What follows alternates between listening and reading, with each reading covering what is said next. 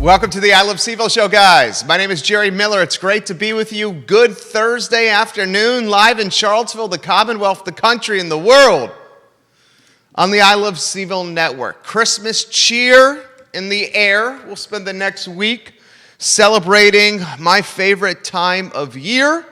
7 days from now, it's Christmas Eve. As a result, I dug deep, super deep, into Jerry Miller's archive of Christmas and holiday attire.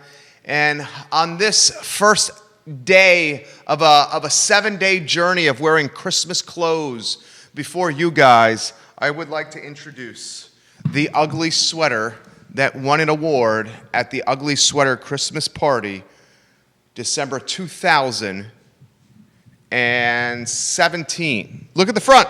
Santa, he's trying to flash you. Fortunately, Kris Kringle, and you know what, is censored. And on the back, Judah Wicktower, get it on there. Curtis Shaver inspired me to do this. You got it, Judah? Look at the screen. Look at the screen. Front and back. This was inspired by my good friend Curtis Shaver, who was decked out with Christmas cheer on this network a couple days ago. All right, welcome to the show. The next batch of shows between now and Christmas will have a focus on a holiday shopping and holiday dining and just Christmas cheer and positive spirit and good content for you. We are going to look at Charlottesville through the perspective of a cautious optimist. And the lead of our show is one that is not necessarily newsworthy, but it is heartwarming. And before we play you roughly a 3-minute video that really spotlights chefs and kitchens and restaurants and restaurateurs in front of the back of the house staff across this fine community, I would encourage you to right now tell a friend, text a friend, share the show to their Facebook page, tag a friend in the comments, like the show, share it, text somebody and let them know that this is about to happen. In about 20 seconds, we'll play a video for you from Charlottesville 29 and Simon Davidson, who does a hell of a job, that I found absolutely heartwarming, going viral on social. And if you haven't seen it, this 240-second journey will warm your heart. Because you know the people that are in this video, the chefs and restaurant owners, are the ones that got stung as hard as any in this fantastic community. I certainly was appreciative of Simon and Charlottesville 29 in putting this together. It was magical. Judah, you ready to play that? Sit back, Charlottesville, Central Virginia, and the 5 states that are watching this program right now. And enjoy this Christmas caroling montage brought to you by Charlottesville 29, featuring chefs that we know and love. Judah, in 3, in 2, in 1.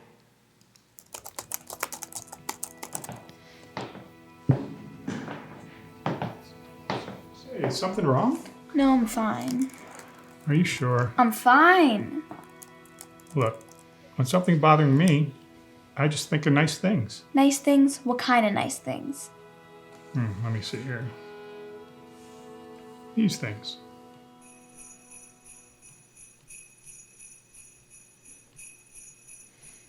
Lamb chops and dolmas and rice from our kitchen. Seminas and churros and roasted chicken. Sesames, poppies, and everything. These are a few of our favorite things. Pulled pork and pickles and barbecued brisket. Spanakopita and CVille ham biscuits. Triple G egg rolls and handmade dumplings. These are a few of our favorite things. Tuna carpaccio and eggnog made boozy. Negronis, pizza, and meatball panuzzi. Walls made of whiskey and hickory smoked wings. These are a few of our favorite things. When the dog bites, when the bee stings, when I'm feeling sad. Simply remember remember my favorite things, and then I don't feel so bad. Carne asada, gambas al parrilla. Tacos for breakfast and fresh corn tortillas. Brioche and bronuts and cakes made for kings. These are a few of my favorite things. Old dirty biscuits and chicken with waffles. Dish born in CVille we like to call puffles. Roll stuffed with lobster when happy hour rings. These are a few of my favorite things. Cornmeal fried catfish and fried green tomatoes. Belichick fritters and chili relleno. Charlottesville's bounty, the joy that it brings. These are a few of our favorite things. When the dog bites, when the bee stings, when I'm feeling sad. I simply remember my favorite things, and then I don't feel so bad.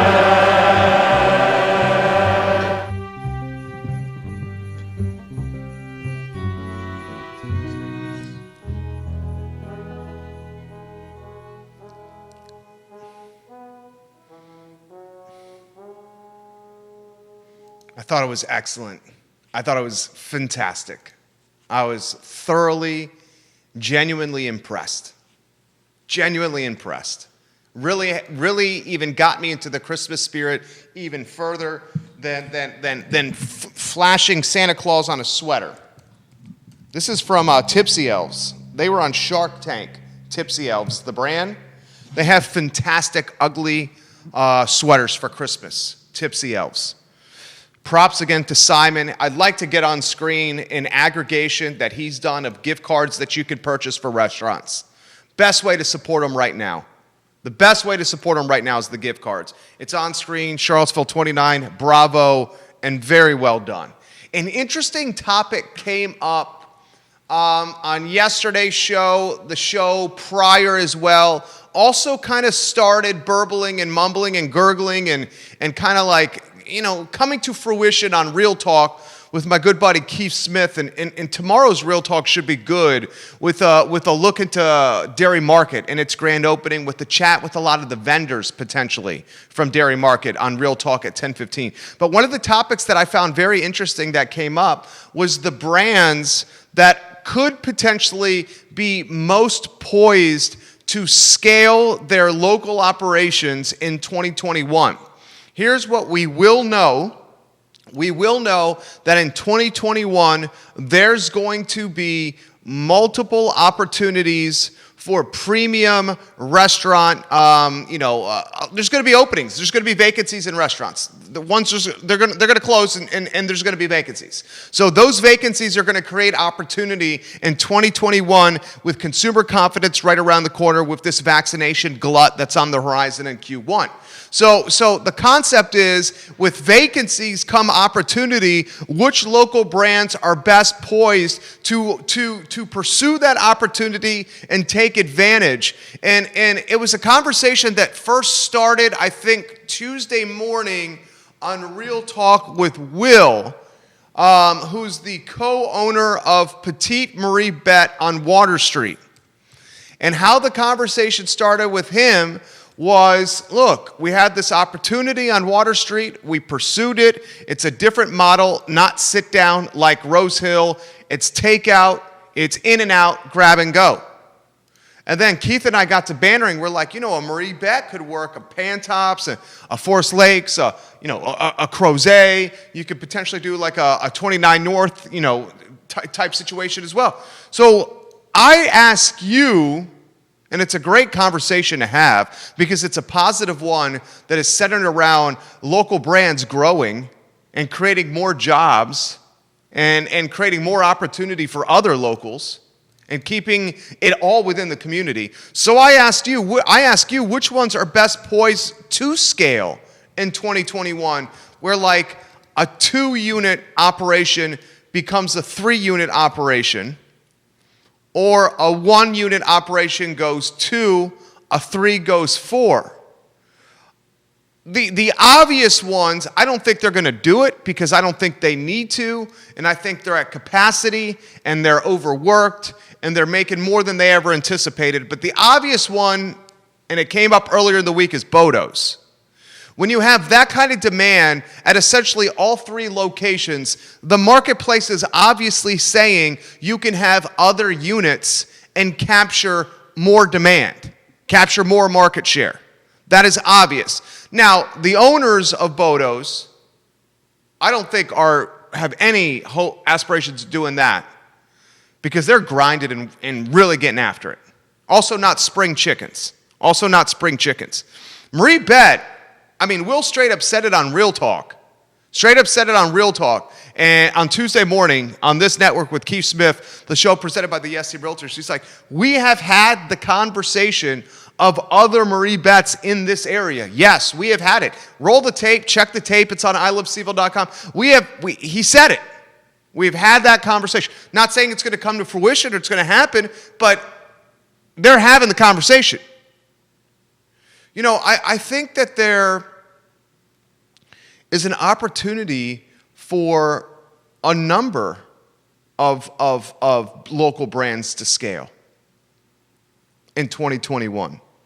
I think 2021 will, and I was having this conversation last night with a publisher of newspapers, and I'll leave his name out.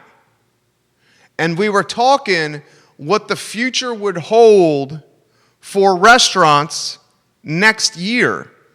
And whether he was asking me, I don't know if you guys are aware of this, but this shop, VMV Brands, launched Charlottesville Restaurant Week.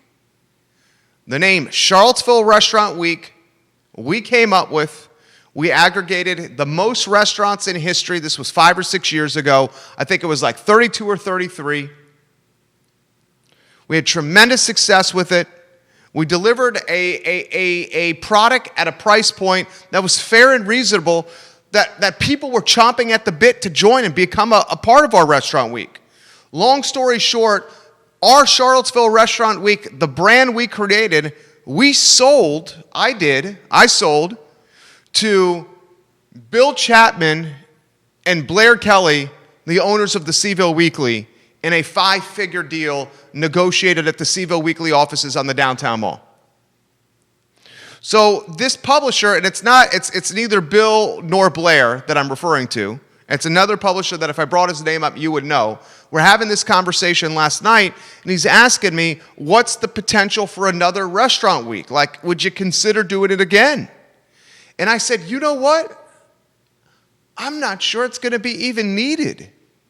Because after the first quarter, once we get through the super spreader event that's going to be Christmas, Hanukkah, the week between Christmas and New Year's, and parties at New Year's Eve where people are going to get hammered and they're going to toast 2020 and basically say, F you 2020.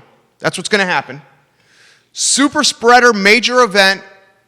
Cases are going to go bananas in January. People are going to be scared bejeebus, hiding for dear life in the corner of a basement of their home, waiting for spring to break and vaccines to trickle out across America and become ubiquitous.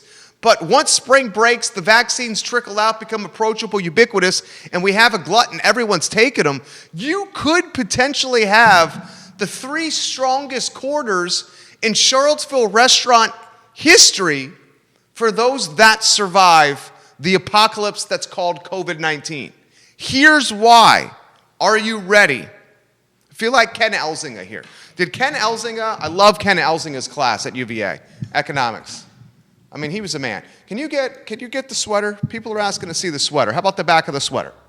Here's the back. Look at the screen. Santa's flashing, you guys. Is that Santa's butt right there, Judah? That's what it looks like. Yeah, but the front, evidently, it's inappropriate for the front. And that's why they had to do the censored on Tipsy Elves. Is that right, Judah? That's my thinking. Oh, okay. Okay. So here's why. The ones that survive the apocalypse that is COVID-19 will be in a world where competition is less, A, where the customer base has been hiding through winter until they get the shots, so there's pent-up demand, B, less competition and pent-up demand. And where I'm going with this is, I don't think you're going to even need to do something like Charlottesville Restaurant Week. I think the last 3 quarters in 2021 will be the best food and beverage volume and sales that restaurants in this town have potentially ever seen. Less competition and a pent-up demand like we've never seen before because of COVID. So I'm talking to this guy, I'm not going to say his name, a publisher of media, and I'm like, you know, I appreciate you thinking about me. I know why you did. We have a proven track record in a 5-figure exit. But I'm gonna allocate my most precious commodity, my time, to another endeavor that drives revenue for the business while leaving the community in a better place. Look at the network. Look at what we're doing with the show. Creates positive revenue, but does it in a way where the community is left with something that makes the community better because they're learning about something local. That's the premise. So, I don't know. I think that's a theme I want to continue to pursue on the network with fellow friends that are restaurant owners. What is your prediction of the final 3 quarters of 2021? The strong that do survive will have less competition and a pent-up demand like never experienced in their lives. The age and the era of a front-of-the-house tipped waiter or waitress in 2021, this particular individual will make the most money they have ever made serving tables in Charlottesville in the final 3 quarters in 2021. You mark that down. Because the businesses that survive coming out of here, the restaurants that survive coming out of here are the good ones because they figured out how to get through a pandemic. So they're the strong ones with the sophisticated and savvy and innovative and willing to pivot restaurateurs and team staff that go alongside the leadership. The ones that survive are the legit brands, the quality team, a team that's going to be galvanized and stronger than ever because they're going to be pounding their chests and saying, look at Santa right here in his cojones, and pounding their chests, and they're going to say, this team made it through COVID together. We can freaking do anything. They'll have less competition and customers like us that will be salivating to eat in their dining rooms. I said, I don't think you're going to need it in 2021. I'm going to pass on the opportunity. David Varell, que pasa, chico? How are you, homie? Give the show a like and a share. If you disagree, let me know. If you agree, let me know. Put it in the feed. Dairy Market open. We've touched on it this week. Tomorrow, I believe the plan with Keith Smith on Real Talk at 10:15 is to spend 8-10 minutes with each of the merchants, or as many of the merchants as possible in Dairy Market. So potentially we get like a Dino and an Angelique and a Tom from Take It Away in the program. Jay's over there at Chim Street. I mean, Wilson and his crew, River at the Milkman Bar. I mean, do you still have the video footage from Jody and the sizzle reel that you can show? And just play the video footage of Jody Mills while I'm talking over it. We don't need the sound. But that gives them a glimpse of inside the food hall. Can we do that, Judah? Let me look for it. Let me know if that's on screen if you could. Judah Wickhauer is our fantastic director. Fantastic director, Judah Wickhauer. So we'll give you a glimpse into a project that we are calling the most impactful project in Charlottesville history over the last 20 years. Now you're like, come on, is that realistic? Really? Seriously? Dairy Market and Dairy Central, they're the most impactful project in Charlottesville history over the last 20 years. I came here as a first year to the University of Virginia in 2000. I've been here 20 years. Patty Zeller says you have to consider what Ludwig Kutner and Alan Kajin have done with Ix Park and Ix Art Park as one of the most impactful development projects in Charlottesville history over the last 20 years. And I think undoubtedly that's got to be on the list. You ready for it? Yeah, just go ahead and play it. And no sound, I'll talk over. You're playing it now? Do you know what? Guys, look at the screen now. Right now. If you're watching the live phenomenal. version, look at the screen now. And look, this is video from Jody Mills, friend of the program. We love Jody. Here's your From you Real see your Talk with guys? Keith Smith and Jonas Smith from the ST Very Brokers nice. Inside Dairy Market. Jody, let me throw this question to you. How's Art Park and Ix Park?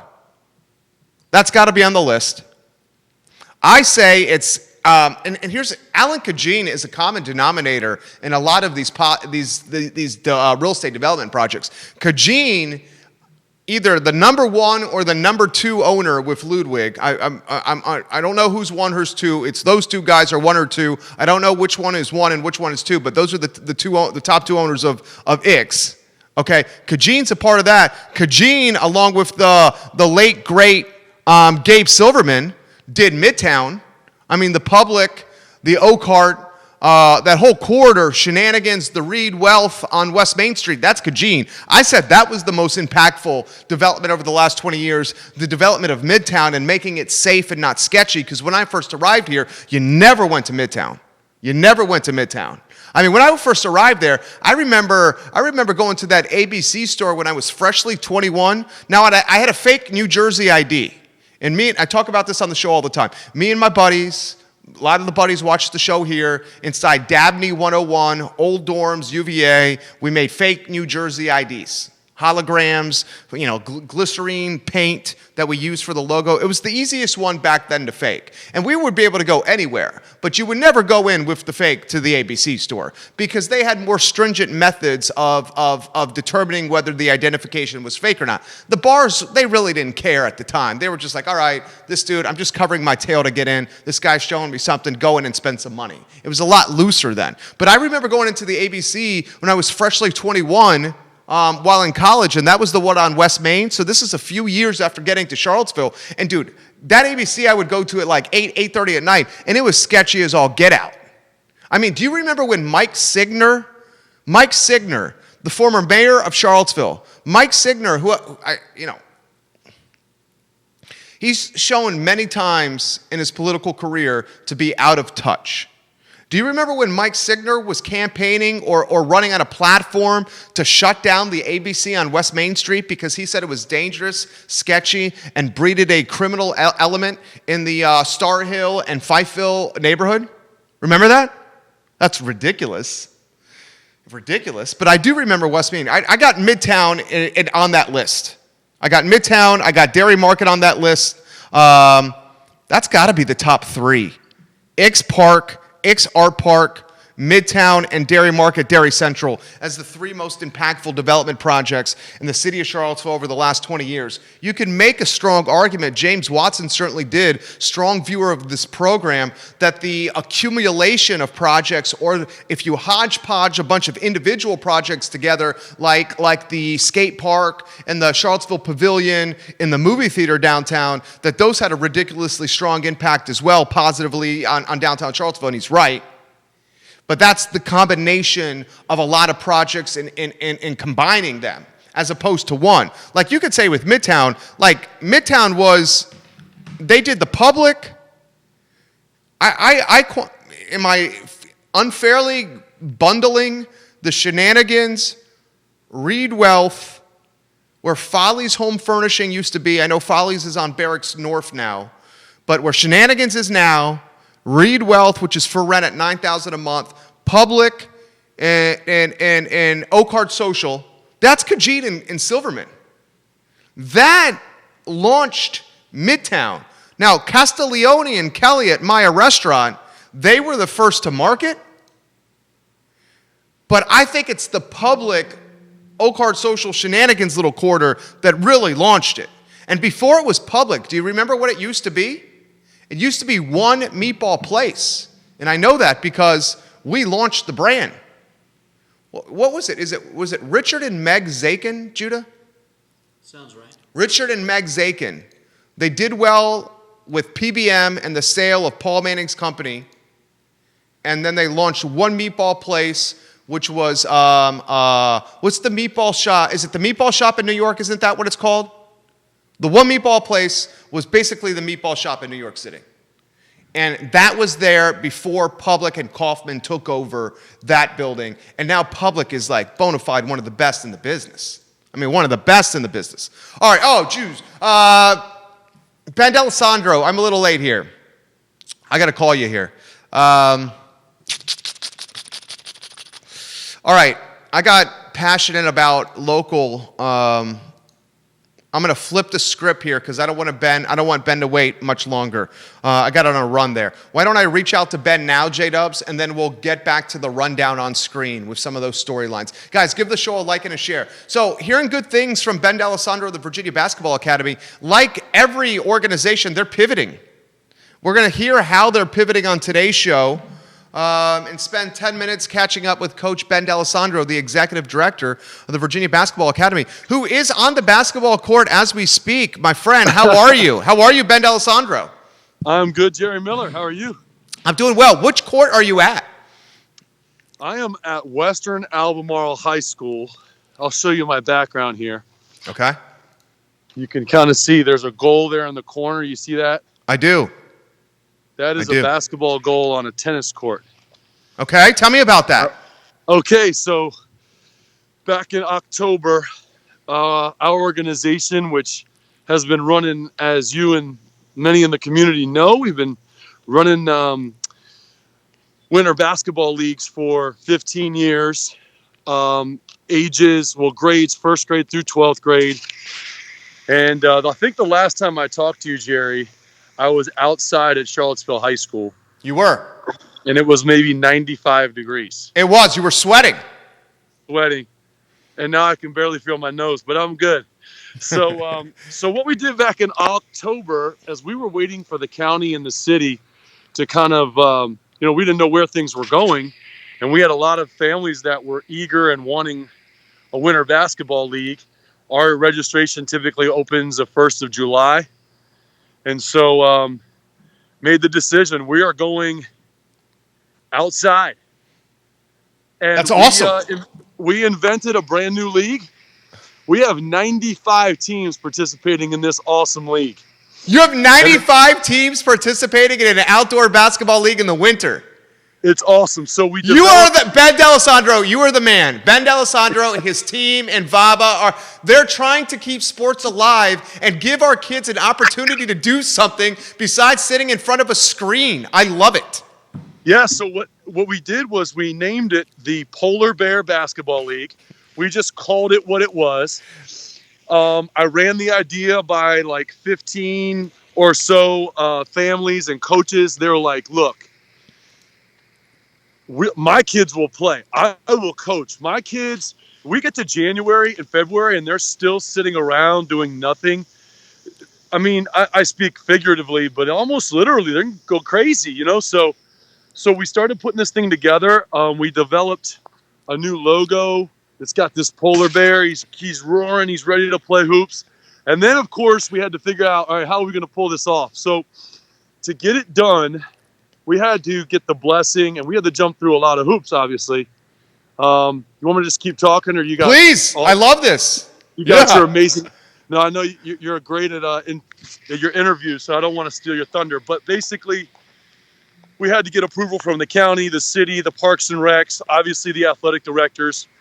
The county was excited. They were like, this is the coolest idea. So we're like, okay, how do we play? Where do we play? Well, we have to play on courts that are lit, number one.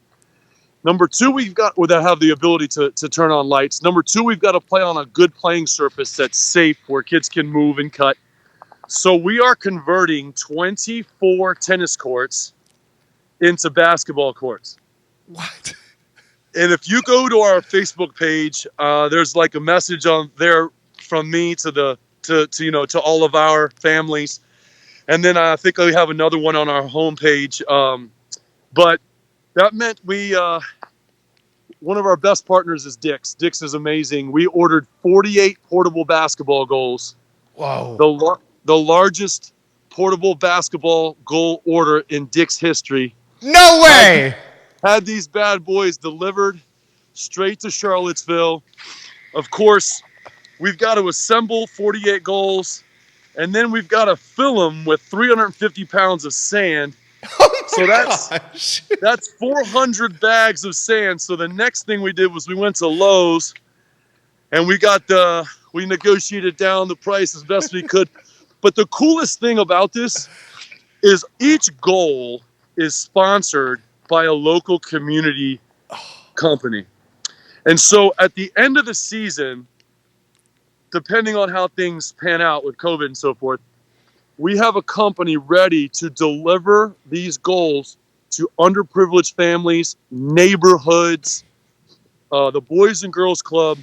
And so, who knows how long this sort of culture of we can't go inside and play is going to go on. But this means that 48 portable basketball goals will be distributed all over the Charlottesville, Albemarle, Palmyra, Louisa. We'll take them anywhere, drop them off, and now you got whoever lives nearby playing basketball outside, whenever. So it's a concept. That's amazing. That is amazing. Yeah. Pretty cool. So, we've been running leagues 15 years, and I thought, I was getting bored, so now we got something. That's a new challenge. Let me ask you this question. How do I believe you said the number was 24 tennis court conversions in the area. What does that mean? Right. What that means is we had to go to each of the amazing athletic directors at our public schools and explain the concept to them. And what I'm doing right now, by the way, is we're filling these goals with sand. We're preparing them. Our season starts first week of January. And the athletic directors, we kind of walk through our concept, our vision on how this would work. And let me give props to the amazing athletic director, Deb Tyson, over at Albemarle High School, because what we decided was you can't see the lines here, but at Monticello, we have all the courts lined. We had to find the special tape that will stick to the floor but not leave anything behind. And so we have these regulation 84 by 50 foot courts. The kids are outside. They're wearing these masks here. All right. Nice. And we're playing 4-on-4, full court, and a lot of reasons for that. Obviously the optics, we want the spacing to be good, but also the kids are going to be moving more. There's more space on the court. There's going to be more opportunities to move and cut and score. And then, of course, within that space, we want to make sure we limit the number of people that are there. So the rosters are 8-man rosters, 4-on-4. But other than that, the league is the way we've been doing it. The coaches have been training the last 2 weeks virtually with me online. And I mean, it's the groundswell of grassroots support and excitement about giving these kids a chance to think about it, be on a team, be coached, make mistakes, make corrections, succeed, fail. Be around their friends. I was about to say, interact with their friends. Yeah. So we're playing real basketball, but we're outside. And we developed this, what we call polar bear gear, which is this thermal long sleeve leggings, hat, the whole nine. So they can wear that underneath the uniform. So all the uniforms we ordered is one size bigger, right? So that they can put it over top of whatever they're going to wear outside. This is brilliant. This is brilliant. This is innovative. This is coming up with something new. Let me ask you this question here. You had 95 teams, right? Eight people per team. Ben, 760 kids in our community you gave an opportunity to have a sense of normalcy. How does that make you feel, you personally? Well, I'm excited. Makes me feel, very fulfilled and gratified that VABA's not going to miss a beat, in the sense that, I will give you some perspective. Normally we have, 1,800 kids playing basketball, but at the same time, these are kids and these are families. And by the way, the last few weeks, we're getting more calls and more emails going, you know what, we changed our mind. We want to do this. So it makes me feel good that that these kids are going to get a chance to play a sport they love, to do something active, to interact with their kids. It's impossible to measure. I think we already, indoors, outdoors, our mission's building character, shaping lives through the game of basketball. But what we told our families was there's no time that I've ever coached where building character and shaping lives means more than what we're doing now. And so my level of excitement, but, incentive, motivation, and inspiration is super high right now because of what we're trying to do. Let me ask you a serious question here. If there was not a winter season, how would that have impacted VABA? We would have shut down. I don't mean to sound so matter of fact, but we would have at least shut down temporarily. We probably, wouldn't have survived. But if you think about the engine, we're employing now, hundreds of officials, supervisors. Dix is happy. We have a graphic designer that does all of our logoing. He just had we paid him to design our new logo. And then we have, these assembly crews. So there's all these, lows, we're doing, I think, not only helping kids, but I think we're helping others, continue to try their best to make it through this time and create some business for other people too. And, that's been great. One of the things on the weekends, our games are going to happen between 11 a.m. and 5 p.m. So while the sun's out. On the weekdays, practices will be held on the tennis courts. If you live out in the Western Albemarle area, you'll be a warrior and you'll be playing on these tennis courts. I came over to one of these hoops that we were just building, but you can see it up close. Yeah. So these will be spaced out all over the tennis courts, and then they've got wheels on them, of course. And so we've kind of shown the coaches how to set these up, and the courts will be lined, but they'll be playing crossways. Does that make sense? They'll be playing. So the net itself right here will act as a divider. Yo, I get it. It's brilliant. This court and that court. And then the parents, if you saw the governor last Thursday, did you watch his? I did. Okay. So he mentioned one sport. He talked about basketball. And he said, and I'm almost quoting verbatim. He said, play it outside. He said, basketball is normally played inside, but he said, but it doesn't mean it has to be. And I looked at my staff. I said, you see, this is what we're about. And I think, who knows how long we'll be able to do this, but, we might keep some of these courts set up for the spring for some of our travel teams or for summer camp if we have to. And the fenced in area is transparent, of course. So families, 2 per kid, right? 2 per kid outside can come and sit in their car and watch the game. They could set up like a tailgate. So, I think it's going to be a ton of fun. I think it's going to be Ben D'Alessandro, you're the man.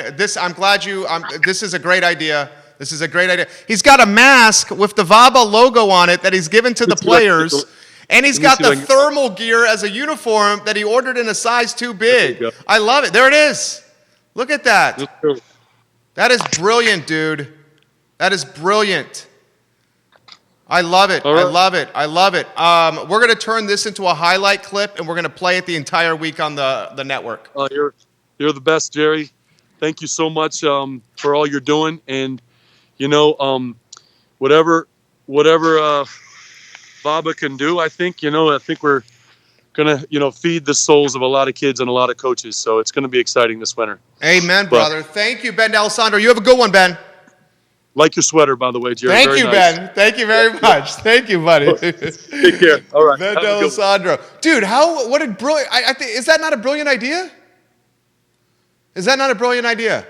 Take the league and put it outside on tennis courts. Buy 48 portable basketball goals? Judah, I want to cut the part of the interview with Coach D'Alessandro when he talks about we bought this from Dick's, we needed this much sand, we have this many teams, because it was inspiring. Buy basketballs from Dick's, convert tennis courts into basketball courts, take the roster and whittle the roster down to 8 people, and make it 4-on-4 instead of 5-on-5, less traffic and people on the court, less people around each other. Tell the parents to stand outside the gate while watching the game. And then he talks about the supply chain of VABA, and I asked him, if you don't do this, what happens to VABA? He says, we shut down. And then he outlines how many people are positively impacted and touched by the brand, and it's thousands. Innovation in COVID. There is innovation in COVID at the nonprofit youth community basketball league level. Right there. Freaking awesome. Well done. How about some more positivity on the I Love CVille show? Christmas is in the air. I'm feeling good. 7 days to Christmas Eve. You got Crystal Napier in Self-Confidence ready to go, Judah Wickhauer? Yeah. Crystal Napier and Self-Confidence. She was a guest on yesterday's show. Wednesdays are for Crystal Napier of Renee's Boutique. She's the owner. If this doesn't inspire you, listen to this. Judah, give me that clip in 3, and 2, and 1. Laura Van Camp was on this show. She's the owner of Gene Theory Downtown. And I asked her. I know Laura. You know Laura. I asked her, you're in the business of selling jeans. And she goes, no, I'm in the business of selling self-confidence. And when someone puts on these jeans and they look in the mirror and they fit the right way and someone feels good about themselves and they smile and they buy them and they walk out, that's self-confidence. Anywhere you want to go on that topic.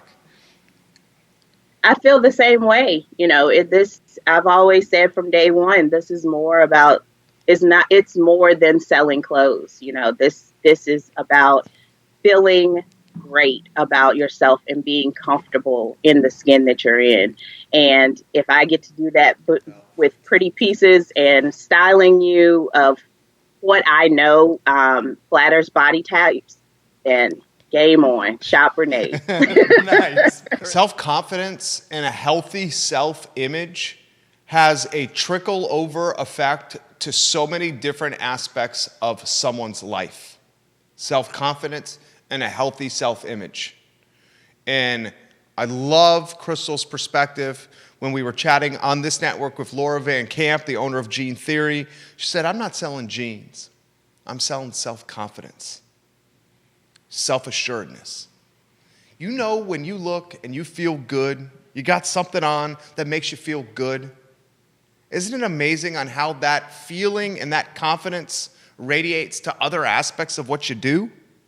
Certainly does for me. And yes, this is coming from a man who's wearing a buck-naked Santa Claus sweater on television or podcast, whatever we call this on the show. All right, a couple items out of the notebook. A train derailed in downtown Roanoke. Did you see this story? Earlier this week, a train derailed in downtown Norfolk. Put the headline on screen. Scary stuff. You don't often see 8 cars destroyed in a downtown Roanoke train derailment accident. But heck, it's 2020. What else can we expect, right? No one, fortunately, was seriously injured in the 8-car derailment in downtown Roanoke. Virginia basketball today adds Gonzaga to its schedule. The men's basketball team, led by Tony Bennett, announces today, right before the show, that the number 1 ranked team in America, Gonzaga, is now on the schedule for the day after Christmas, December 26th. Tip-off set for 3 p.m. on CBS. Gonzaga is nasty. I really think UVA men's basketball is equally as nasty. Super deep, super talented, backcourt and frontcourt. December 26th, 3 p.m. on CBS national television. I mean, a bona fide game that's going to be played in Fort Worth, Texas. Wow. And one more item out of the men's basketball notebook.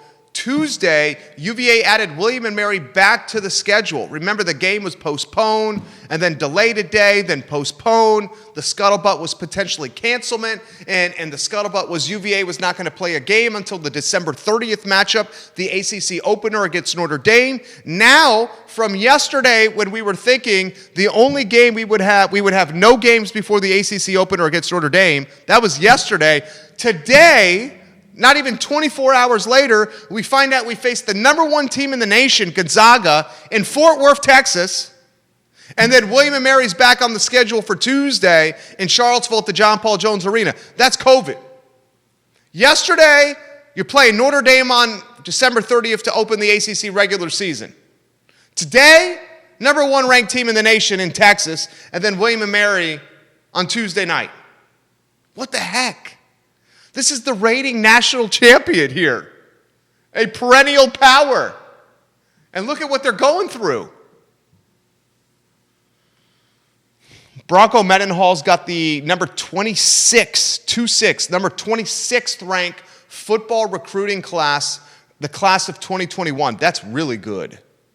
He's got 9 4-stars, I believe. Is that what it was? 9 4-stars? I mean, number 26 in the nation here in Charlottesville, Bronco Mendenhall's team, his recruiting class for 2021.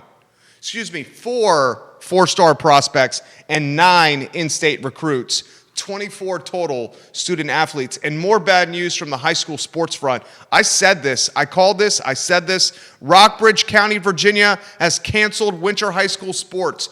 Petersburg, Virginia has canceled winter high school sports. I mean, they're dropping like flies here. Henrico County is canceled. City of Richmond has canceled winter sports. Henrico County winter sports. The Virginia High School League is delaying until January. The Prep League is delaying until January, not the Virginia High School League. The Prep League and the League of Independent Schools are both delaying until January. Guys, winter sports aren't going to happen. Not for public schools. That's why VABA is big time needed. Can you imagine, can you imagine if you were a rising senior and you've worked your entire, you've played sports your entire life. If you're playing varsity basketball, varsity football, you've probably played the sport most of your life. And the last year that you're going to probably play organized sports with your high school classmates is stripped and ripped away from you? What about prom? What about prom? Is it going to be back-to-back years of no prom? We're going to take away from kids. This is what we're doing. Over an 18-month period, because remember, this started in March. So we're coming on a year here. So if it goes through second semester, you're basically saying over a year and change for kids, you've taken away their human connection with other kids. You've taken away their organized team sports.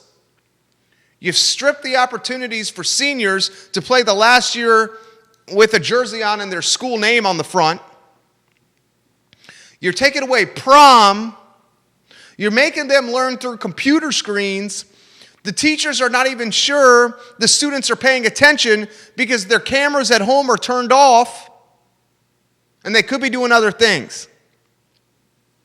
We don't know the impact that this is going to have for years. We won't know for years the impact that this is going to have on this generation. We won't know for years. For years. The Washington football team is in first place in the NFC East. It is shocking. Another crazy turn of events. You take a football team who has a name scandal. They had forced to change their name. In the process of changing their name right before the season, everyone's speculating what they choose to do. They decide to go with the very creative, innovative, the very genius and outside the box, the Washington football team. Their head football coach gets cancer.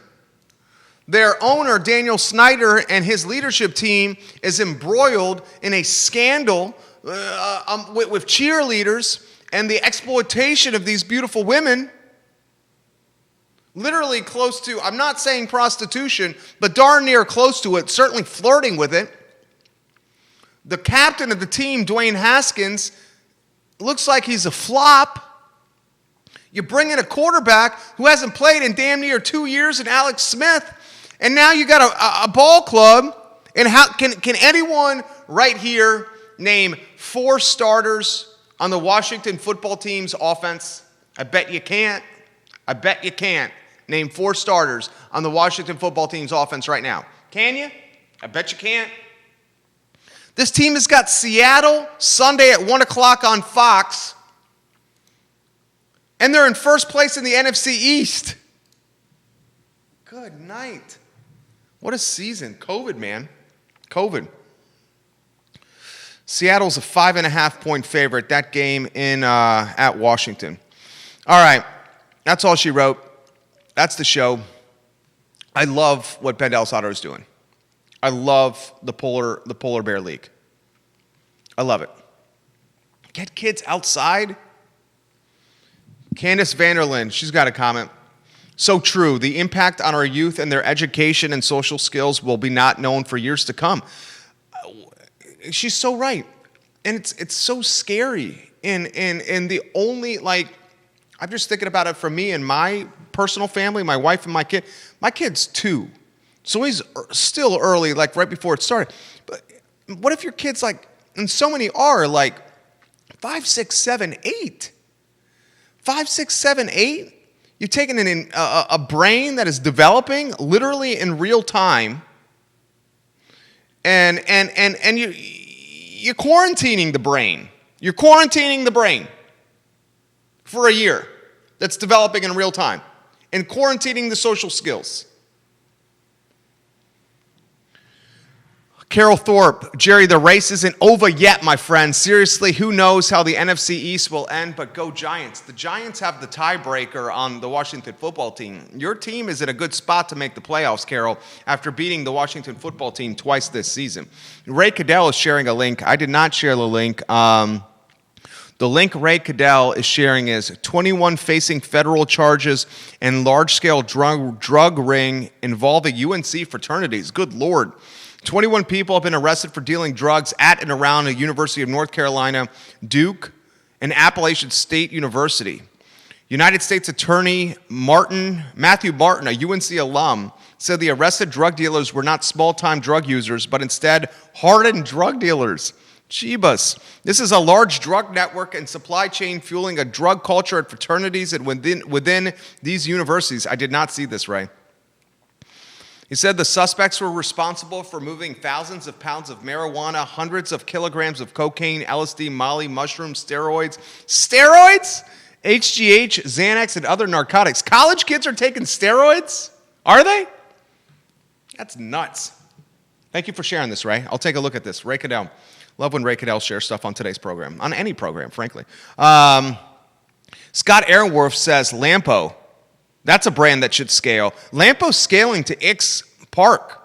They're doing a takeout at Ix. I think I'll find out today. Patty Zeller's What's Barking Local is going to air today at 3 o'clock instead of yesterday at 3 because of the inclement weather that happened yesterday. We're going to do our show today. She's got the lowdown on Lampo. I'll ask Patty about Lampo and when the Ix location is opening. All right. Judah, anything else you think I'm missing, not covering? Someone else wants to see the sweater? All right, we can show them the sweater. Give the show a like and a share, guys. Devin, DJ, Double, You Wildly. Thank you for liking the show. I like your name, Devin. All right, you got it? Show them the sweater again. It's Santa Claus. It's Kris Kringle. And he's had a couple of eggnogs that have been spiked with bourbon, and he's trying to get a little frisky. This is from Tipsy Elves. They were on Shark Tank. Here's the back. Highly recommend Tipsy Elves for an ugly sweater. All right, I'm out of here. Thank you for joining us. It's the I Love CVille Show. We spotlight the best of Charlottesville, Virginia. Tomorrow's show is going to be good. Have we heard from Susan and the Land Trust tomorrow, Judah? Have we heard from that yet? Not recently. Okay. All right. All right, I'm bouncing, guys. You have a good one. What's Barking Local, 3 o'clock. So that's it in 90 minutes. Take care. We should figure out...